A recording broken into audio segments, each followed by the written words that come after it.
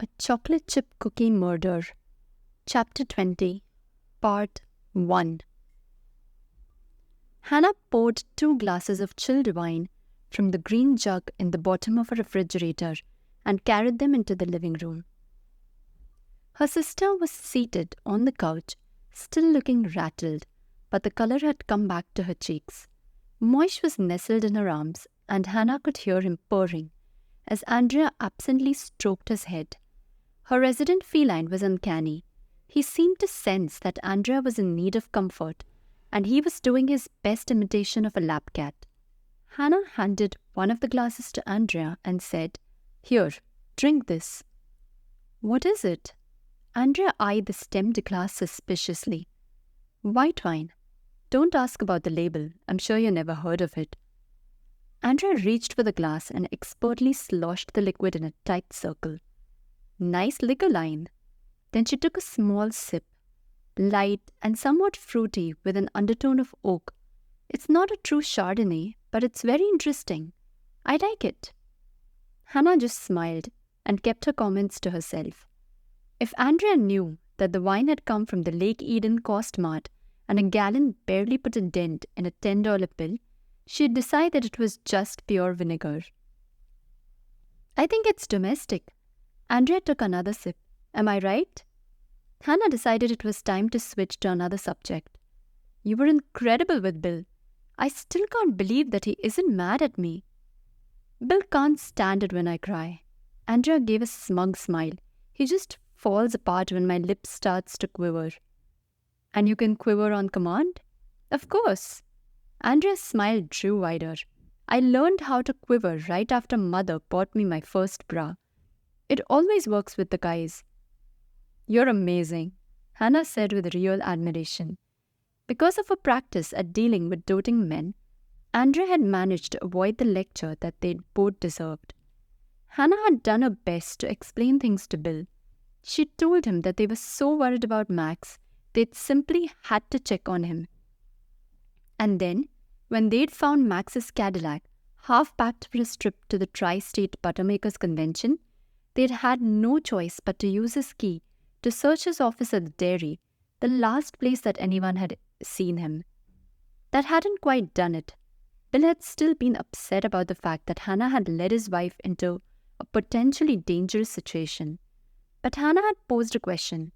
Wasn't it lucky that they'd found Max's body before the trail had gone cold? Bill had reluctantly agreed, but he'd laid down some ground rules.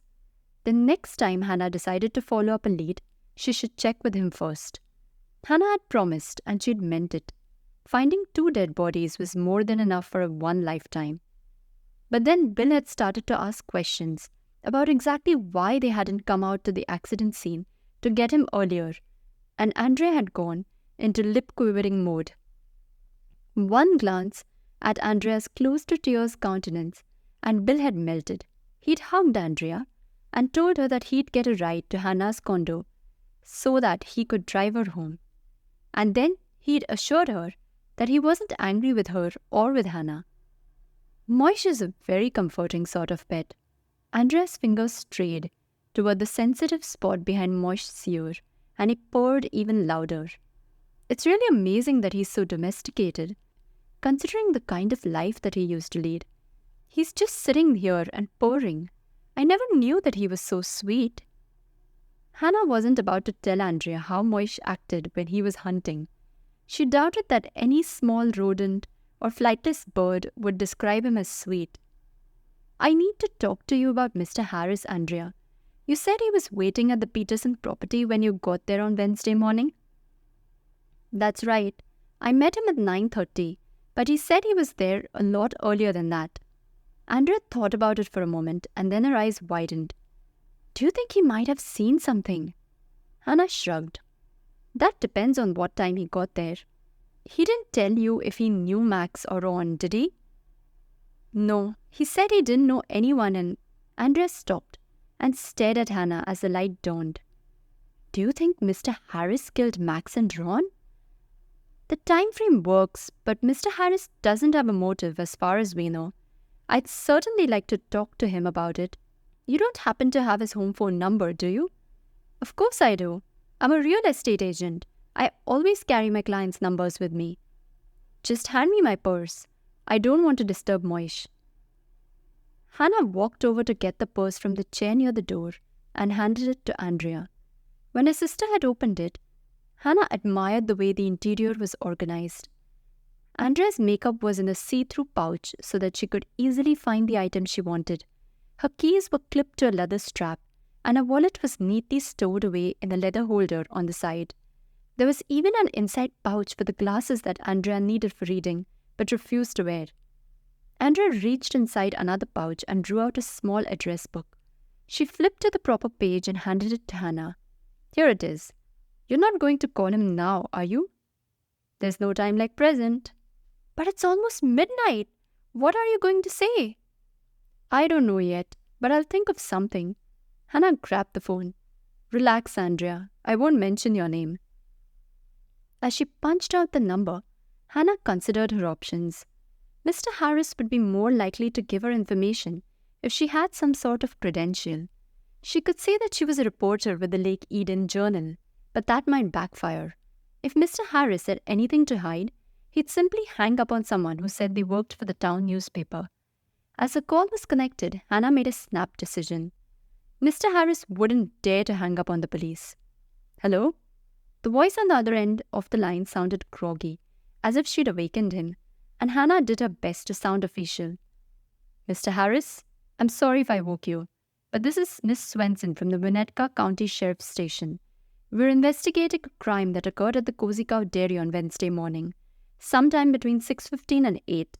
We need to know if you happen to observe anything that could relate to the crime.